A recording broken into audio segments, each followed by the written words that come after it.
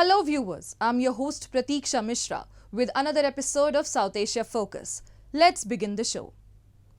In recent diplomatic developments between India and Maldives, Foreign Minister Musa Zamir's visit to New Delhi marks a crucial step in addressing bilateral concerns amidst a deadlock.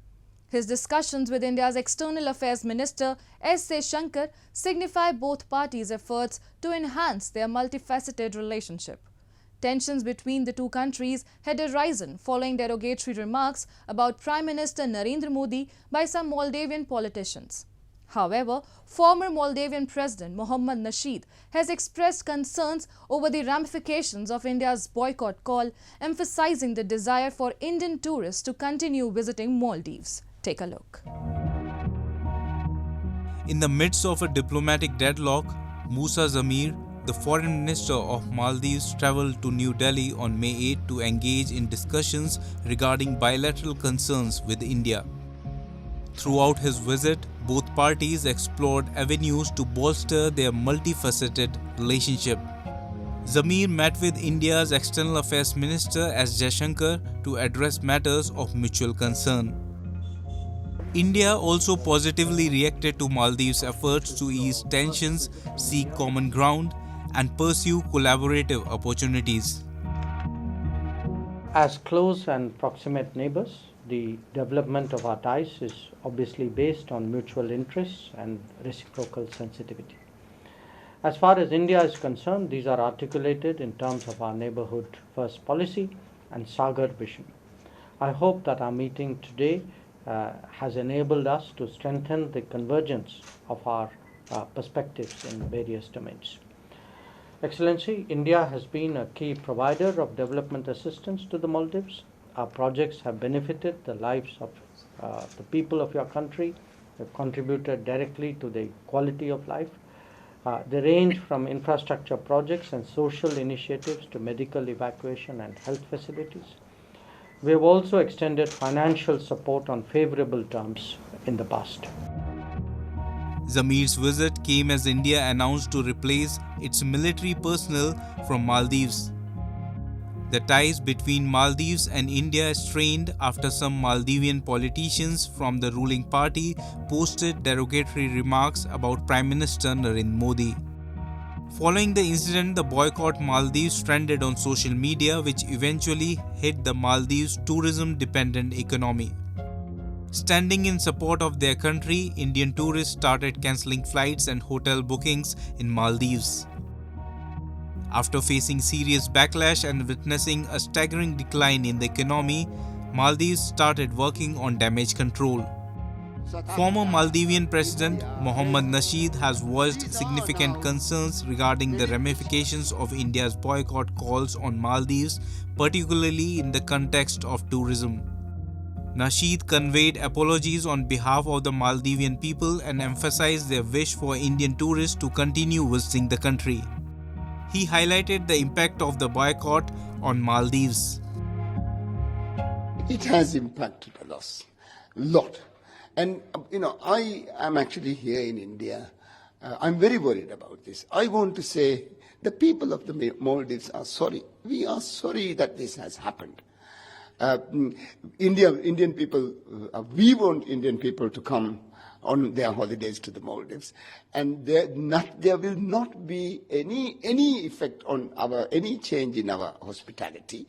So it's very unfortunate that our kind of more activist-minded government officials, low-level government officials, decided to articulate in this manner. Then I am also encouraged that the President has now removed them from government. India and Maldives share ethnic, linguistic, cultural, religious, and commercial links steeped in antiquity. India was among the first to recognize Maldives after its independence in 1965 and to establish diplomatic relations with the country. Since then, bilateral relations have been nurtured and strengthened by regular contacts at the highest levels. However, the ties between the two countries started declining in November 2023 when the Maldivian President Mohammad Muizzu assumed power. Moving on. Sri Lanka and Japan have reached an agreement to resume bilateral projects, including a significant $1.5 billion Japanese-funded light railway. In parallel, Japan's Foreign Minister Kamikawa also embarked on a diplomatic mission to Nepal, emphasizing Tokyo's efforts to strengthen ties with neighboring countries. Given New Delhi's historical, cultural and economic ties with Nepal and Sri Lanka, as well as its strategic interest in the region, Japan's overtures could pave the way for collaborative opportunities among Japan, India, Sri Lanka and Nepal. A report. On May 4th, Sri Lanka and Japan agreed to resume stalled bilateral projects, including a $1.5 billion Japanese-funded light railway. The two nations announced the agreement during a visit to Sri Lanka by Japanese Foreign Minister Yoko Kamikawa. Sri Lanka is working to restructure its foreign debt as part of a $2.9 billion bailout from the International Monetary Fund after its worst financial crisis in more than 7 decades in 2022 triggered a foreign debt default. I also conveyed Japan's intention to further support Sri Lanka's development by swiftly resuming existing yen loan projects. Once the MOU on debt restructuring is signed and the Sri Lanka's government's intention to swiftly conclude it, a bilateral agreement is confirmed. Sri Lanka pulled out of the rail project in 2020 when it was moving closer to China under the then president. The Sri Lankan cabinet in July gave approval for President Ranil Wickremesinghe to decide on the appropriate time frame to reactivate projects with Japan. According to Finance Ministry data, Japan is Sri Lanka's biggest bilateral lender after China, with about $2.7 billion in outstanding loans. Japan is leading the international discussions on Sri Lanka's debt restructuring. As co-chair of the official creditors committee, the restoration of stability and economic development of Sri Lanka, which is at the strategic location in the Indian Ocean, is essential for the stability and prosperity of the entire Indo-Pacific region. Japanese Foreign Minister Yoko Kamikawa also met Nepal's top leadership in Kathmandu and discussed the whole gamut of bilateral relations to elevate economic and development cooperation as well as cultural and people-to-people ties. Kamikawa was also seen touring Kathmandu's sacred UNESCO sites and greeting people at Darbar Square. Kamikawa is the 4th Japanese foreign minister to visit Nepal since the two countries established diplomatic relations in 1956. Yoko Kamikawa's visit to Nepal and Sri Lanka highlights Japan's efforts to strengthen ties with neighboring countries, focusing on economic cooperation and cultural exchange. The high-profile visits can have implications for India as well. India shares close historical, cultural and economic ties with both Nepal and Sri Lanka and also maintains significant strategic interest in the region. Japan's efforts could potentially create opportunities for collaboration between Japan, India, Sri Lanka and Nepal. This could involve joint infrastructure projects, economic development initiatives and cultural exchanges that benefit all the 4 countries. Time now for Asia This Week, the stories from across the continent. Japan is to start hunting fin whales in a move certain to face strong opposition from environmentalists. Chief Cabinet Secretary Yoshimasa Hayashi on May 9 said the species would be added to its commercial whaling list after the country's fisheries agency this week sought public comment on a draft revision of its policies. Over the last 5 years, Japan has been trying to expand its whaling business. It resumed commercial hunting in its territorial waters and exclusive economic zone since 2019 after withdrawing from the International Whaling Commission. Whale consumption in Japan hit its peak in the nearly 1960s but did not become widespread as other meats become more accessible. Commercial whaling in Japan is currently limited to 3 minor species: minke whales, bride whales, and sea whales.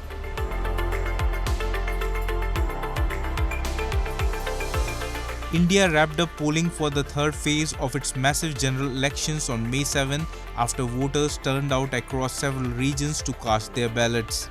The polling covered 93 seats in 11 states and territories, with Gujarat and Maharashtra in the west and Karnataka in the south accounting for 50 seats.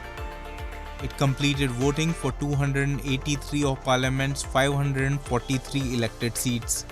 Almost a billion people in the world's most populous nation are eligible to vote in the entire exercise running through the peak of summer until June 1, with results set for June 4th.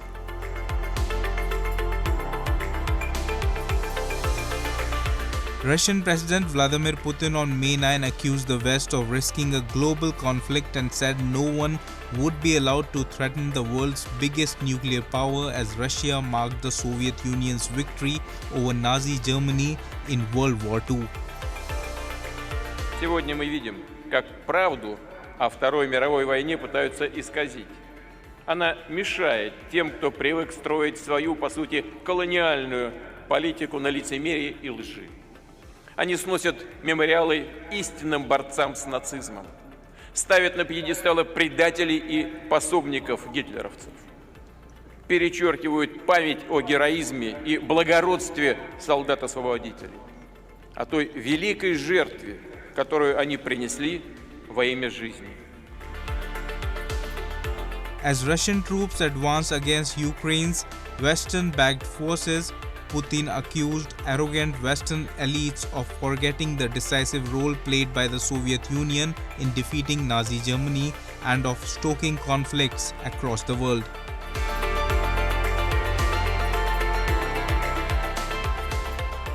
Let's now move to Pakistan, where violent clashes near a court in Punjab province resulted in injuries of several people and arrest of several lawyers, prompting a nationwide strike against police brutality. Tensions arose from terrorism charges against lawyers linked to Imran Khan's party and plans to relocate courts. Additionally, a court granted the request of Imran Khan's wife to shift to jail due to security concerns amid allegations of contaminated food being served to her. A report. On May 8, violent confrontations near a court in Pakistan's Punjab province resulted in over 25 injuries and the subsequent arrest of more than 50 lawyers by the police. The Bar Council responded by calling for a nationwide strike on the following day to protest against police brutality. The clashes occurred outside the Lahore High Court on Mall Road and was sparked by the controversy surrounding the registration of terrorism cases against lawyers linked to the imprisoned former Prime Minister Imran Khan's Pakistan Tehreek-e-Insaf party. Additionally, tensions flared due to plans to relocate lower courts to a different venue. Police used tear gas, a water cannon, and batons to disperse the protest. हमारा इजलास करना हमारा right है। इन्होंने ताले लगवा दिए। ताले लगवाने के बाद पुलिस को अपने साथ मिलाकर हमारे ऊपर शेलिंग की है और जुल्म की इंतहा की है। कल पूरे पाकिस्तान में अदालती निज़ाम बंद कर दिया जाएगा। The regional government of Punjab is saying that moving the location of the courts will ease the traffic congestion in the city. However, the lawyers opine that this puts pressure as it will require having to travel almost 2 hours to get one from one court to another. They are demanding that the provincial government keep the courts where they are currently. हमारा एक पुरमन इजलास था और एक पुरमन rally थी, उस पे लाठी चार्ज किया गया, उस पे आंसू गैस की बेपनाह शेलिंग की गई है और उस पे वाटर कैनन फेंके गए हैं, वकला को गिरफ्तार किया गया है। इसकी मैं शदीद मजम्मत करता हूँ। इस पंजाब हुकूमत की, chief justice Lahore high court की और आईजी पंजाब की हम शदीद मजम्मत करते हैं और वकला जब तक हमारे मुतालबे पूरे नहीं होते हम सड़कों पर ही रहेंगे और हम अपने हकूक मनवा के छोड़ेंगे। The political situation in Pakistan is marked by significant tension and legal intricacies. Protesting lawyers are calling for the removal of terrorism charges against PTI-affiliated colleagues, underscoring a larger conflict between the government and opposition.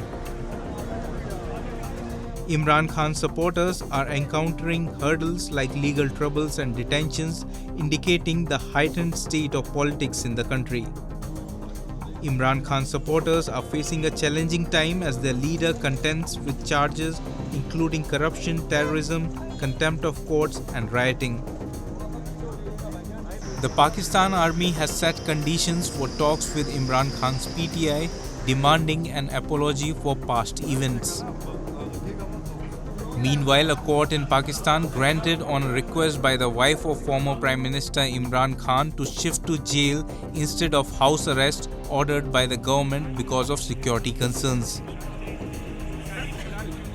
Through her lawyers, Bibi had filed an appeal in the Islamabad High Court asking to be shifted to Adiala jail in the garrison city of Rawalpindi, where Imran Khan is serving his 14-year sentence.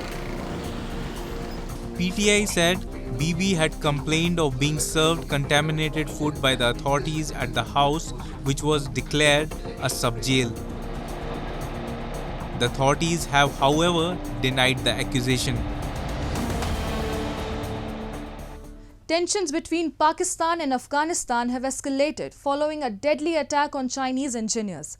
Pakistani authorities have implicated Afghan nationals and militants based in Afghanistan, while Afghanistan's Taliban government denies involvement, highlighting the complex dynamics between the neighboring nations. On March 26, 5 Chinese nationals and a Pakistani driver were killed after a suicide attacker rammed his explosive-laden vehicle into their convoy in northwest Pakistan's Khyber Pakhtunkhwa province. The incident happened when the convoy was in its way from Islamabad to Dasu, the site of a key hydroelectric dam being constructed by a Chinese company. On May 7, Pakistan's military said that the attack was planned in neighboring Afghanistan and that the bomber was also an Afghan national. In a news conference, Pakistani military spokesman Major General Ahmad Sharif said that the car used in the attack was also prepared in Afghanistan. He further added that the 4 main suspects of the plot to target the Chinese engineers have been arrested.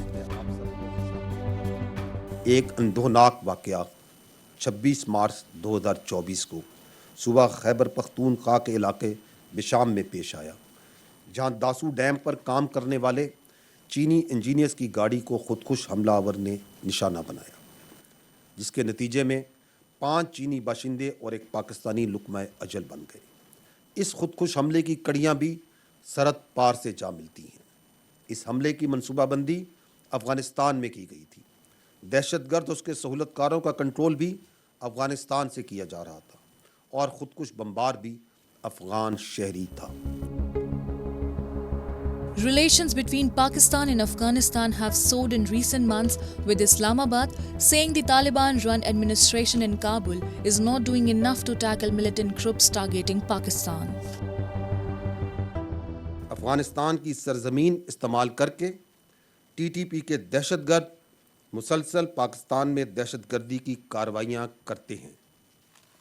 इस हवाले से पाकिस्तान ने ठोस शवाहिद भी पेश किए, मगर ताहाल उस पर कोई मुस्बत पेशरफ्त दिखाई नहीं दे रही। हालिया दहशतगर्द के वाक़यात के ताने बाने और शवाहिद अफ़गानिस्तान में मौजूद दहशतगर्दों की पनाहगाहों तक जाते हैं। The Taliban Defense Ministry has rejected Pakistan's allegations that Afghans were involved in an attack on Chinese engineers. Reacting to the allegation, Taliban government said the blaming Afghanistan for such incidents is a failed attempt to divert attention from the truth of the matter. This strain in relations underscores the complex dynamics between the two neighboring countries. Last year, Pakistan expelled over 3 lakh undocumented Afghan nationals, saying the majority of suicide attacks against its security forces were carried out by Afghans. The complexities of the situation highlight the intricate dynamics between Afghanistan and Pakistan, which have been historically fraught with challenges ranging from border disputes to accusations of harboring militants. Such incidents not only strain bilateral relations but also have broader implications for regional stability, particularly given Afghanistan's strategic location as a crossroads for various interests and influences. The rising tensions between Pakistan and Afghanistan have raised concerns about regional stability and security. And with that, we come to the end of this week's episode. See you next week. Goodbye and take care.